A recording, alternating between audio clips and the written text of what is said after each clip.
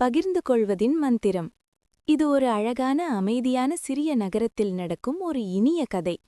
அந்த நகரம் எப்போதும் சிரிப்புகளாலும் குழந்தைகளின் விளையாட்டுகளாலும் நிறைந்திருந்தது. அங்கே பல குழந்தைகள் வாழ்ந்தார்கள். ஆனால் அவர்களுக்குள் ஒரு குழந்தை மட்டும் கொஞ்சம் வித்தியாசமாக இருந்தது. அந்த குழந்தை ரொம்ப புத்திசாலி. அதற்கு நிறைய பொம்மைகள் இருந்தன. அழகான புத்தகங்கள், இனிப்புகள், வண்ண வண்ண விளையாட்டுப் பொருட்கள் எல்லாம் அதற்கே சொந்தம்.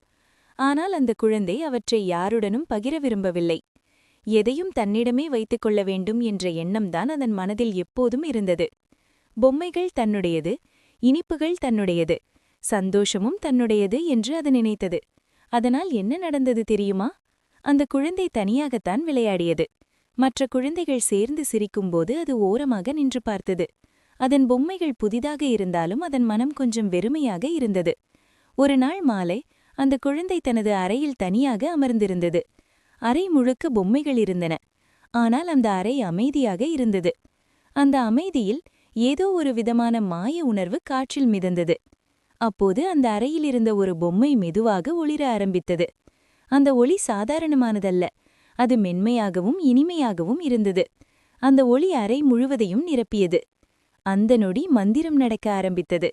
குழந்தைக்கு இது ஒரு கனவா இல்லை நிஜமா என்று தெரியவில்லை. ஆனால் அந்த மந்திர ஒளி குழந்தையை ஒரு புதிய அனுபவத்திற்குள் அழைத்துச் சென்றது.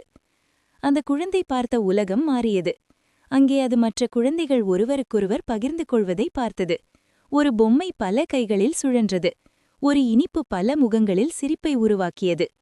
அங்கே பகிர்ந்த ஒவ்வொரு விஷயமும் பெரிதாக மாறியது. சிறிய பொம்மை பெரிய சந்தோஷமாக மாறியது. சிறிய உதவி பெரிய மகிழ்ச்சியாக வளர்ந்தது. அந்த குழந்தையின் மனம் மெதுவாக மாற ஆரம்பித்தது. பகிர்ந்தால் குறையும் என்று நினைத்த மனம் பகிர்ந்தால் பெருகும் என்பதை உணர ஆரம்பித்தது. அந்த மந்திர அனுபவத்தில் குழந்தை இன்னொரு விஷயத்தையும் பார்த்தது. பகிராதபோது தனிமை இருந்தது. பகிர்ந்தபோது நட்பு இருந்தது.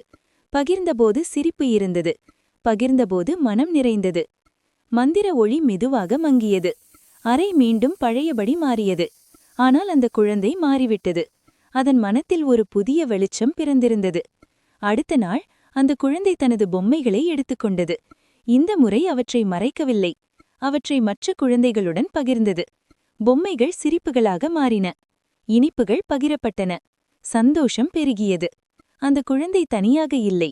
அது பல நண்பர்களின் நடுவில் இருந்தது. அப்போதுதான் அந்த குழந்தை உணர்ந்தது, பகிர்ந்து கொள்வது ஒரு மந்திரம். அது மனதை பெரிதாக்கும் மந்திரம். அது நட்பை உருவாக்கும் மந்திரம். அது உண்மையான சந்தோஷத்தை தரும் மந்திரம். இவ்வாறு பகிர்ந்து கொள்வதின் மந்திரம் ஒரு குழந்தையின் மனத்தை மாற்றி அதன் வாழ்க்கையை இனிமையாக்கியது.